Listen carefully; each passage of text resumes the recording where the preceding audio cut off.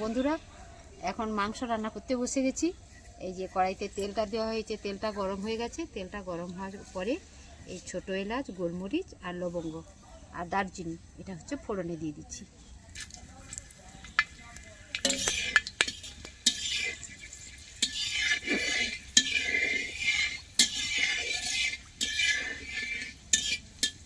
এরপরে পেঁয়াজ দিয়ে দেবো।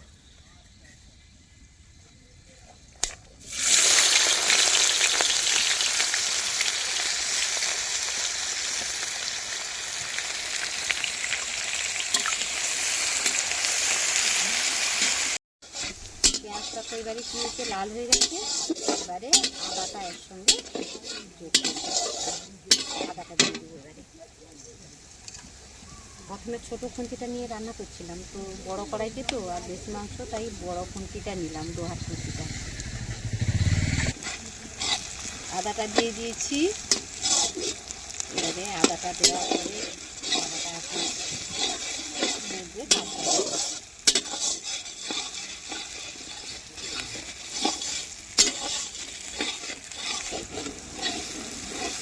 আদাটা তো হয়ে গেছে। এবারে রসুনটা অ্যাড করবো। তেলটা সুন্দর খারাপ করা হচ্ছে।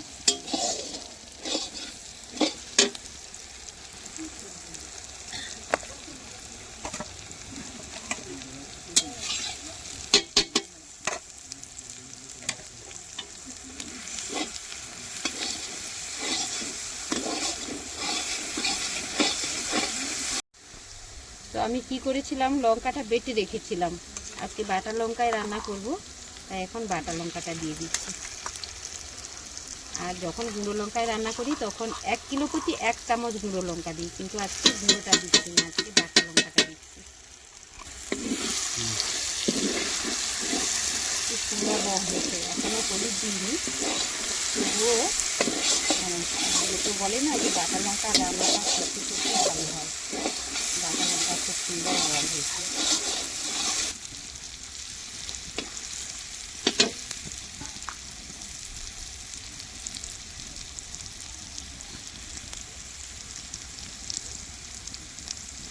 এক চামচ হলুদ দিলাম। এটা বাড়ির হলুদ, কেনা হলুদ নয়। বাড়ির হলুদ গুঁড়ো করে আমরা রাখি, সারা বছরই আমরা বাড়ির হলুদটাই খাই, গুঁড়ো হলুদ। বন্ধুরা, এবারে কি করব, এর সঙ্গে মাংসটা যে ম্যারিনেট করে রেখেছি সেটা এখন অ্যাড করব।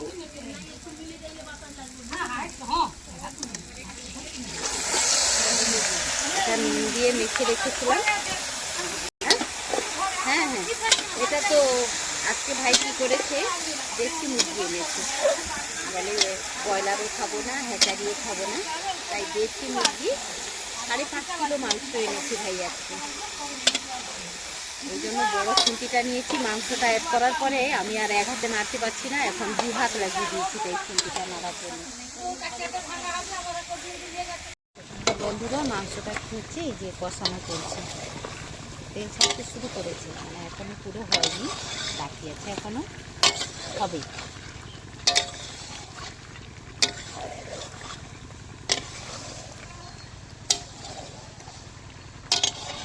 এখন একটু সূর্যের আলো উঁকি দিয়েছে, তাই আমার মনে পড়েছে, মেঘ সরিয়ে সূর্যের আলো উঁকি মেরেছে, তাই তো আমার মনে আনন্দ জেগে উঠেছে।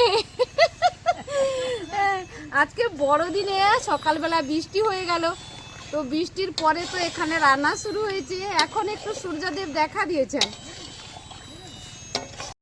বন্ধুরা, রান্না তো হয়ে গেছিল, তো সবাই এখন খেতে বসে গেছে। আর আজকের মেনুতে হয়েছে উচ্ছা ভাজা হয়েছে। যারা আলু ভাজা খায় না তাদের জন্য উচ্ছা ভাজা, আলু ভাজা, উচ্ছা ভাজা, শাকের ছেঁচড়া, আর মাংসের ঝোল, ডাল, মাছের তরকারি। যে মাংস খাবে না তার জন্য মাছ।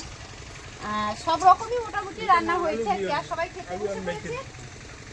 আমি একটু ভাত দিয়ে দিই এখন। যেটা একটু ভাত দেবো জেঠিমা, একটু দেবো বৌদি, বাবু। তো ভাতের সঙ্গে আছে কি লাস্টে লোকে বলে না যে মিষ্টি মুখ, শেষে আছে টক দইও আছে, মিষ্টি দইও আছে, আর মিষ্টি আর পাঁপড়, নলেন গুড়ের সন্দেশ আর পাঁপড়। এখন খাওয়া হোক, তারপরে ওটা দিচ্ছি। মেসমশাই ভাত দিই একটু? ভাত নরম হয়েছে? জয়বাবু, রান্না কেমন হয়েছে? ভালো হয়েছে। আচ্ছা, আজকে তো একদম মেঘ, একটুখানি সূর্যের দেখা দিয়েছিল, আর বৃষ্টি হয়ে যাওয়ার জন্য এখন ভিজে জায়গায় আমাদের বসে খেতে হচ্ছে। তো কিছু করার নেই, আজকে তো 25শে ডিসেম্বর, আমাদের তো বাইরে বসে খেতেই হবে, ঘরের মধ্যে খেতে পারবো না। এবং হ্যাঁ, পরিবেশনও ভালো হচ্ছে। পরিবেশন ভালো হচ্ছে। হ্যাঁ হ্যাঁ আচ্ছা বাবু, একটু ভাত দিই একটুখানি। ময়ূরকে একটু দিয়েছি, ময়ূরকে শরীরটা ভালো নয় তো, তার জন্য কিন্তু আলাদা করে রান্না করতে হয়েছে। ওর কয়েকদিন শরীর ভালো নয়, চোখ মুখ দেখলেই বোঝা যাচ্ছে যে ছেলেটা আমার কতদিন, 8 দিন বিছানাতে ছিল। তারপরে গতকালকে উঠেছে। তো ওকে দেশি মুরগি খেতে দিতে বলা হয়েছিল, ডাক্তারবাবু বলেছিলেন যে দেশি মুরগি ওকে যদি দিতে হয় দেশি মুরগি রান্না করে দেবেন। তো আলাদা করে কম মশলা দিয়ে আলাদা করে আমরা রান্না করে দিয়েছি ওর জন্য। আর এদিকে তো মাসিমা নিচে বসতে পারেন না, মাসিমা চেয়ারে, একটা চেয়ারে আমরা পাতা দিয়ে দিয়েছি থালা, আর একটাতে বসেছে। এইটাই ডাইনিং টেবিল হয়ে গেছে। আর কি মাসিমা বলেন আমি আর ভেতরে বসে খাবো না, আমি সবার সঙ্গেই বসে খাবো, সেটা একটা আনন্দ আলাদা। আমার ভিতরে হ্যাঁ, খাবো না। সেই তো সবাই যখন বাইরে খাচ্ছে। না মা, আর ভাত একটু দিই। না গো মা। আর মাসিমা তো মাংস খান না, ওনার জন্য মাছ রান্না হয়েছে, আর যা সবজি ডাল ভাজাভুজি যা হয়েছে দিয়েছেন। আর এটা মনে হয় মাছের তেঁতুল টক তো। তেঁতুলের অম্বল এটা। ইলিশ মাছের না তেঁতুলে অম্বল। আচ্ছা, বড়ি, হ্যাঁ, ইলিশ মাছ। এই তেঁতুলের অম্বল কিছু মানে ক্ষতি করে না, বরং আমাদের শরীরের উপকারই করে।